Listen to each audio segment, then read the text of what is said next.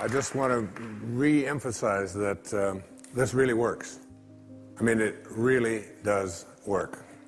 If you just put in the minimal effort that I've been speaking about realizing how powerful your imagination is and assuming the feeling of what it is you want to be as if it already were your reality. A change of feeling is a change of destiny. The fifth foundation, the wishes fulfilled foundation, I call it, now I lay me down to sleep.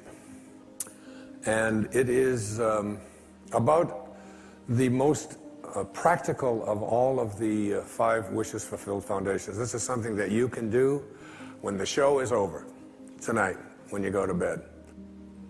In the book of Job, there is a very important statement. The statement says, in a dream, in a vision of the night, when deep sleep falls upon men while slumbering in their beds, then he opens the ears of men and seals their instruction. Your subconscious mind is most comfortable when you are unconscious. You are unconscious when you are in your sleep state. And in your sleep state, your subconscious mind is busy at work. And it's so important, I call it the last 5 minutes of your day. So you get into bed, every day you get into bed, you get ready to go to sleep, and you are now you're in that state between being awake and being asleep, where you're getting drowsy, and you are going to marinate for the next 8 hours in your unconscious, subconscious mind. You're preparing your marinade. And the question is, how do you want to prepare yourself for having your instructions sealed? Your ears are opened and your instructions are sealed. So most people use the last 5 minutes of their day as they're about to enter into sleep to review all of the things that they don't like, and all of the things that didn't work, and all of the people that hurt their feelings, and all of the stuff that is going on in their life that they wish weren't happening. This is their worry time. This is the time when you fill your mind with all of this stuff, and then you go off into sleep, and he opens your ears and seals your instructions while you are slumbering. That's right out of the book of Job. So what you want to do is reverse this practice, because your subconscious mind is listening to how you are asking the universe to provide for you what it is that you would like to attract or manifest into your life.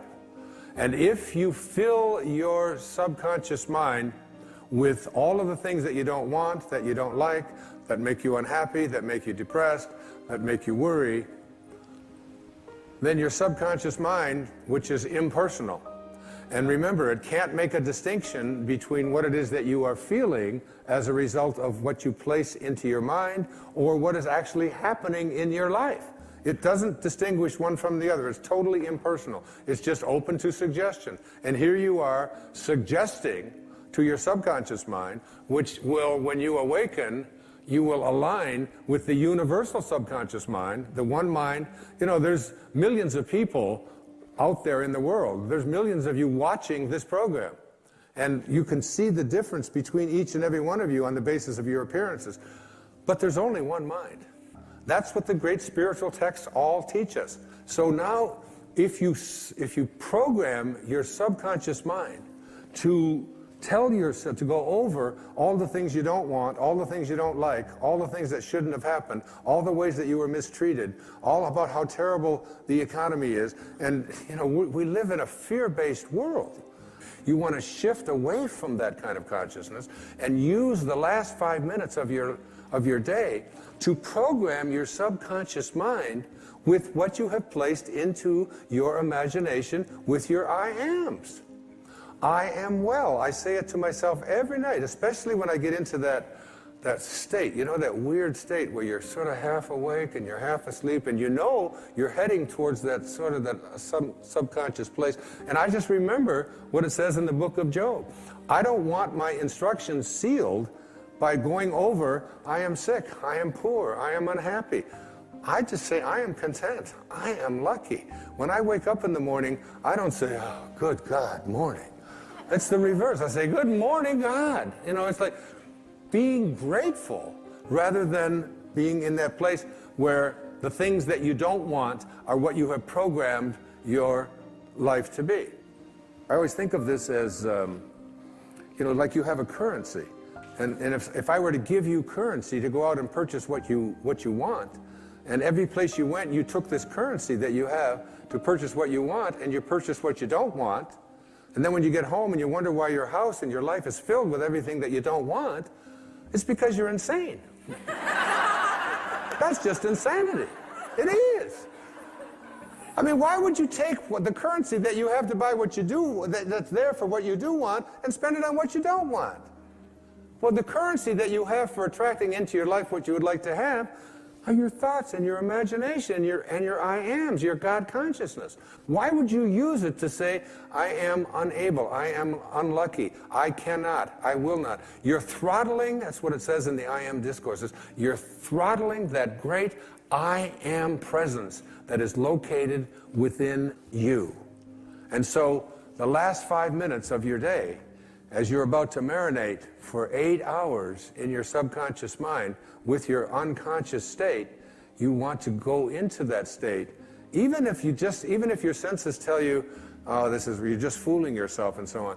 You don't want to use your senses and the internet and other people's opinions, what you see, what you hear. You want to let go of all of that and recognize that anything that you want to attract or create for yourself in your life begins with what you have placed in your imagination and have assumed the feeling of that wish fulfilled, and now you're going to practice it because I've been trying to getting stuff out of your subconscious mind is a big job. It really is. Most people are just not willing to do what it takes. I still can't get the Morse code out of my subconscious mind. I need to have a major deprogramming thing. There's that exit sign. It's always there. But that's just harmless. What isn't harmless is, placing into your subconscious mind all the things that you're reviewing about what you don't like, about what didn't happen, about who mistreated you, about how sad you are, about how this can't happen. You are a creator. Neville put it this way. He said, the feeling which comes in response to the question, how would I feel were my wish realized, is the feeling which should monopolize and mobilize your attention as you relax into sleep. How would I feel were what it is that I would like to attract and create? And I don't care what it is, whether it's about the condition of your body, the disease state that you're in, the fact that you've been overweight for 3 centuries or 3 decades or whatever it is, the fact that you've been addicted, you ignore it. Even if you're drinking the coffee and doing the drugs and drinking alcohol or eating the sugar and so on, ignore what your senses tell you. Ignore what you see on the scale. Ignore all of that and say, I am sober, I am healthy, I am well-being, I am content, I am happy, I am perfect health. Because ultimately, that's how you will attract it. You have to be able to see the wish fulfilled already in advance and call those things which do not yet exist as though they do. Now, as I get ready to conclude this program of love, there are 2 really significant things. You've gone to sleep, you've programmed your subconscious mind, and I want every one of you watching this show, I want you, when you get into bed tonight, just try it tonight. Instead of using these 5 minutes to review what you don't want, review everything that you've placed into your imagination. And keep this in mind when people say to me, and they say it to me all the time, what if I do everything that you say and it doesn't work? It just doesn't work. The student should constantly remind yourself, if it doesn't feel natural, it isn't going to work. Okay? Now, I was being interviewed on a national television show by a guy who was about 5'7" and weighed maybe 140 pounds. And he did this long, intensive interview with me. And he said, you mean to tell me that if I do everything that you say, that I can become a linebacker for the New York Giants professional football team? Because he lived in New York. And I said, does it feel natural for you to be a linebacker for the New York Giants? Does that feel natural to you? And he said, no, it doesn't. And if it just doesn't feel natural to you, then all of the rest of this is just a waste of your energy. Now, the question isn't whether you're going to become a linebacker on a professional football team, but does it feel natural for you to say, I deserve prosperity? Does it feel natural for you to say, I deserve to be in a state of well-being?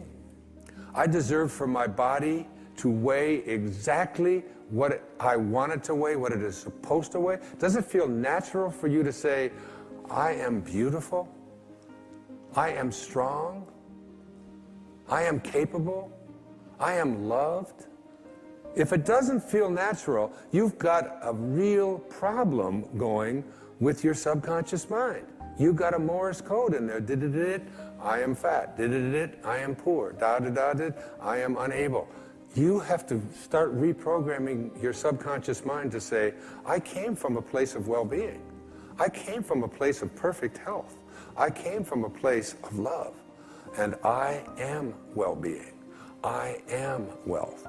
Now, on the other hand, there are some people, like there's a basketball player out there in the NBA. His name is Muggsy Bogues. Muggsy Bogues is about 2'3". Now, he's about 5'7" or 5'8". And he can dunk a basketball. He's 5'7", and he can dunk a basketball. I'm 6'2". I can hardly see the rim. But somehow, for this man who was 5'7", it felt natural for him to be able to elevate his body and grab onto a rim that's 10 feet off of the ground. And it feels natural for him, and he's able to do it. And there are so many examples of people who have accomplished things that they have never had a belief system that it was impossible for them. So for every single one of us, the intention needs to be, it feels natural to me. Even if I don't know how to do it, even if I have no experience with it, even if it's something that everybody else has told me I can't do, you need to be able to say to yourself, yes, I feel natural being happy, being loved, being prosperous, being all the things that I placed into my imagination. The second thing that I'd like to say in conclusion is that I was trying to manifest something into my life. And I did everything, but it still wasn't working. And then I reread the I Am discourses. And one of the things that it says in the I Am discourses that is very, very powerful is that as long as you are having any thoughts of condemnation, criticism, or judgment towards any of God's children, you are throttling the great I Am presence within you that is God. And I realized that my attempt to manifest what I wanted for myself into my life involved some judgment, some criticism, and even some condemnation toward someone who had done things that I felt that that person shouldn't have done. And when I let go of the judgment and I let go of the condemnation, and I let go of the criticism, almost instantly, what it was that I was looking to manifest showed up in my life. You can't have any thoughts towards any of God's children that involve criticism, judgment, or condemnation. We are all just doing what we know how to do, and we can't ask any more of anyone.